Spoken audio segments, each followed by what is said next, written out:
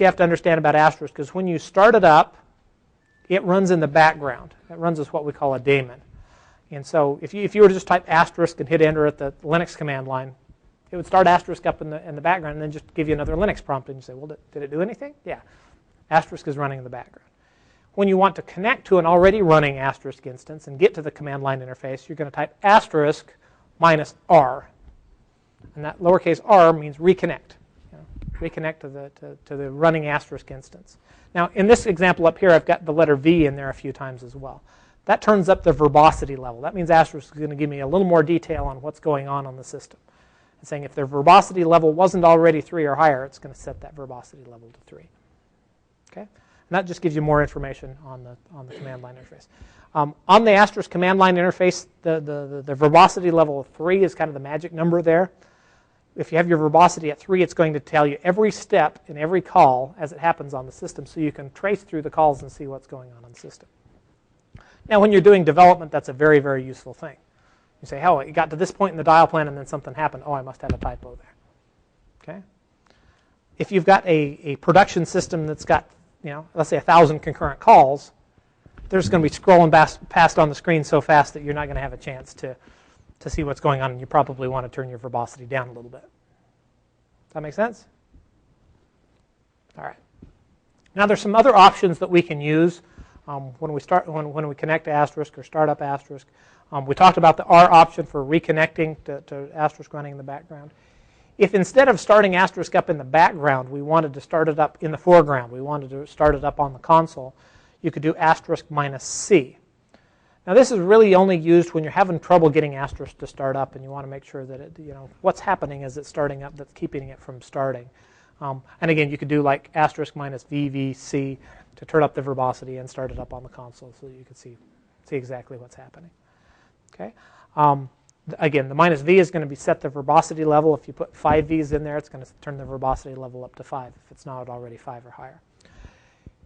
In addition to the verbosity messages, there's also some messages that you can turn on that are more debug level messages. And the difference being the messages that come out of the verbosity setting are things that you as an Asterisk administrator are going to care about.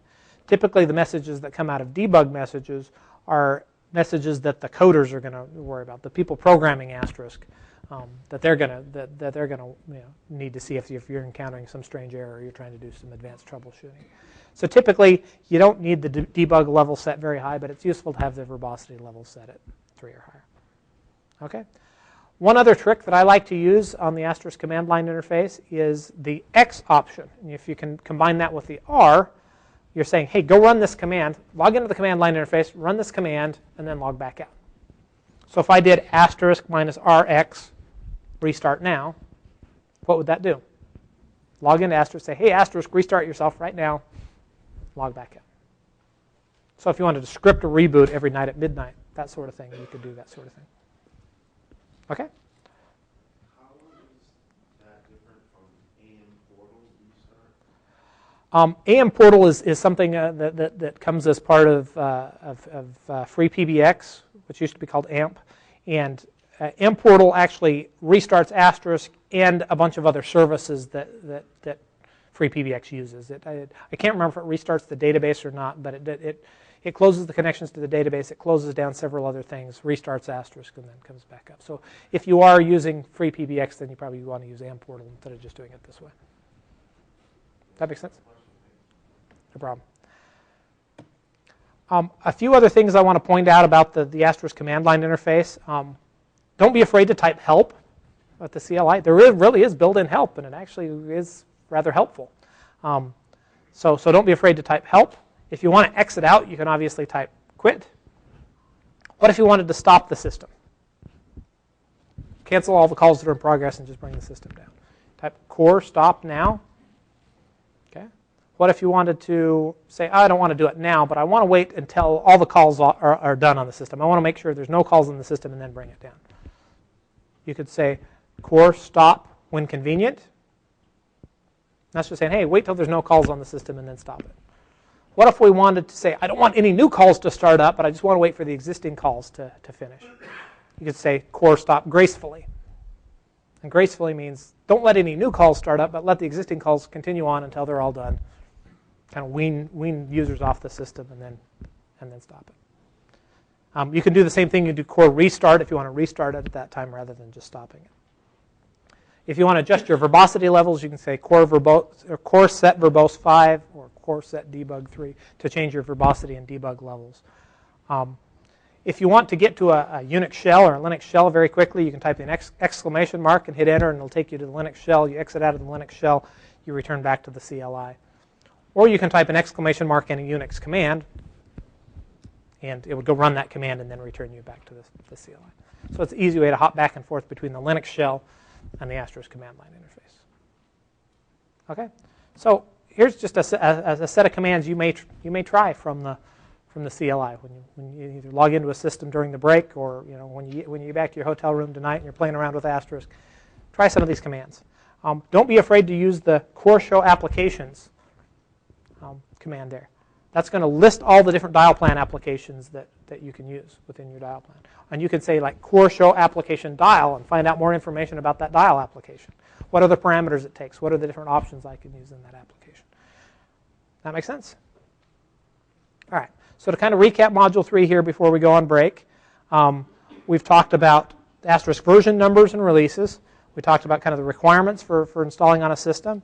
We talked about getting libpri and Dotty and Asterisk up and running, starting Asterisk, connecting to the CLI, and then getting around on the CLI. Do you publish a release note where you show the current or existing bugs? All of the existing bugs are on. If you go to issues.asterisk.org, they're all publicly available. We don't believe in security through obscurity. Anything that's been reported to us as a bug is out there and available. The only ones that are hidden is if they're a security issue. We try to put the patch out there and the release out there and update that as quickly as possible before we make the exploit public.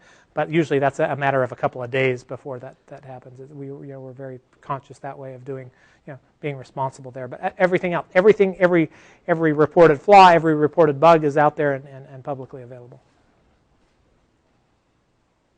All right. Any other questions before we go to break? Question right here.